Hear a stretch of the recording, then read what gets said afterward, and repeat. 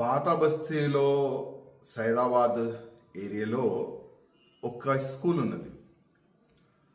అదే స్కూల్లో 2వ క్లాసు చదువుకుంటున్న మన ఒక హిందూ అబ్బాయి.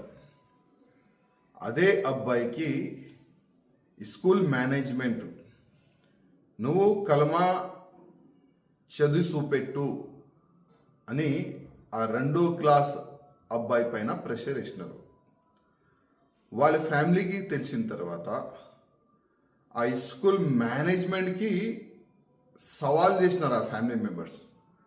మా హిందూ అబ్బాయికి ఏ విధంగా మీరు కలమా చదువుకోవాలి, చదువు చూపెట్టని ఏ విధంగా మీరు ప్రెషర్ ఇస్తారని వాళ్ళు క్వశ్చన్ అయితే పెడుతున్నారు. దురదృష్టం ఏంటంటే ఈరోజు తెలంగాణలో కొన్ని స్కూల్స్లో హిందూ ఓల్కి టార్గెట్గా పెట్టుకొని ఎట్టి పరిస్థితిలో చిన్న చిన్న పిల్లలకి ఇస్లాం వైపు మలపాలని ఒక కుట్ర నడుస్తుంది. గతంలో కూడా ఇట్లాంటి కేసులు బయటికి వచ్చినాయి. ఇప్పుడు ఓల్డ్ సిటీలో ఉన్న సైదాబాద్లో ఈ విధంగా కేసు వస్తున్నాయి. అంటే అసలు ఏం నడుస్తుంది తెలంగాణలో? మేము ముందు నుంచి చెప్తున్నాం,